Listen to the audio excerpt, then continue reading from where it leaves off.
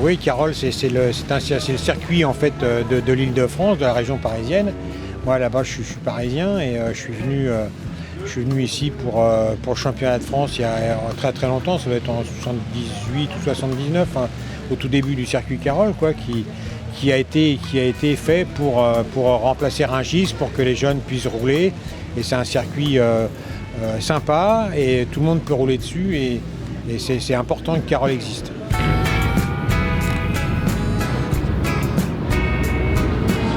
Moto, je suis arrivé pas par hasard parce que en fait j'aimais le deux roues depuis tout petit, le vélo.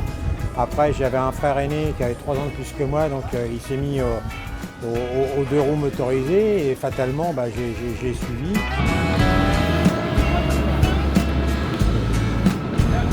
Et je voulais rouler vite, mais je ne me sentais pas en sécurité sur la route.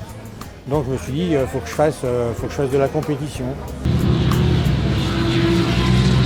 Et ce qui m'a décidé, c'est quand j'étais à l'armée en 72, il y a eu la Coupe Kawa, début de la Coupe Kawa, et j'ai dit ça, et c'est ça qu'il faut que je fasse. Et donc moi je suis revenu de l'armée fin 73 et j'ai commencé la Coupe Kawa en 75, début 75. Donc j'ai fait la Coupe Kawa en 75 et parallèlement j'ai fait l'école de pilotage au Mans que j'ai gagné. Et ce qui m'a donné ouverture chez Motobécane. Donc je me suis retrouvé pilote officiel Motobécane en 76. Ils ont trouvé que je roulais bien et que j'étais assez technique. Ils m'ont gardé pour le programme GP en 125 qui a commencé en 77. Et 78, ça a commencé vraiment à bien marcher et j'ai commencé à faire mes premiers podiums en Grand Prix.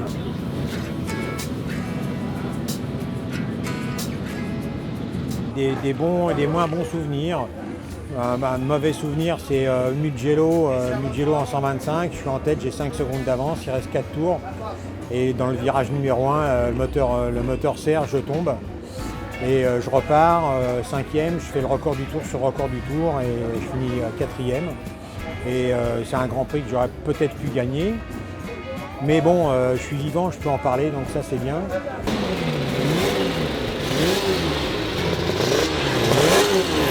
Des bons souvenirs, ça a été le podium, en endurance avec Jean Forêt et Thierry Rapicot aux 24 heures du Mans avec une Yamaha. 3e on a fait, et puis en endurance j'ai gagné les 24 heures de Spa avec Kawasaki, avec Jacques Cornu et Richard Hubin.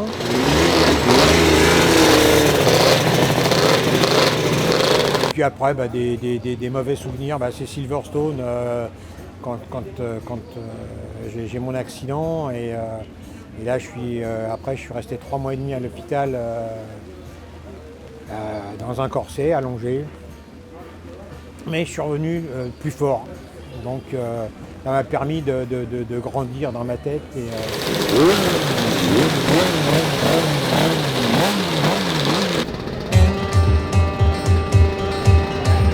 Parce que les MotoGP, t'es seul contre tous. Bon, t'as une équipe derrière toi qui te suit, mais t'es seul sur la moto. Et tu fais une erreur, tu la payes toi. Alors qu'en endurance, tu fais partie d'un team, donc tu es à 2 ou voire 3 pilotes. Donc tu n'as pas le droit de mettre en danger et en péril la situation pour tes copains, quoi. Donc il faut mettre ton ego dans ta poche et puis rouler comme on te demande de rouler. C'est complètement différent. Et quand tu as un bon team avec qui tu t'entends bien, c'est magique aussi l'endurance. C'est un esprit de famille, c'est complètement différent. Choisir entre Rossi et Marquez, j'aurais du mal à choisir parce que Rossi, moi j'ai couru avec le père de Valentino, avec Graziano. J'ai vu Valentino petit dans le paddock.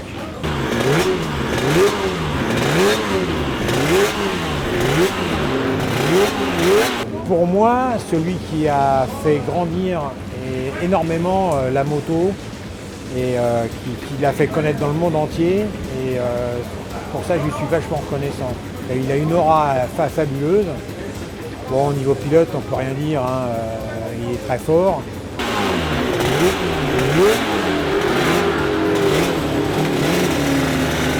Marquez, c'est la génération d'après. Enfin, ils se sont croisés. Alors bon, il y a eu baston entre les deux. Marquez, je pense que c'est le plus doué au niveau pilotage. On n'a jamais vu un type piloter aussi bien que lui. C'est ouais, c'est un magicien, c'est un magicien. Choisir entre les deux, je peux pas choisir, je peux pas. Les deux, c'est deux grands pilotes, deux grands pilotes.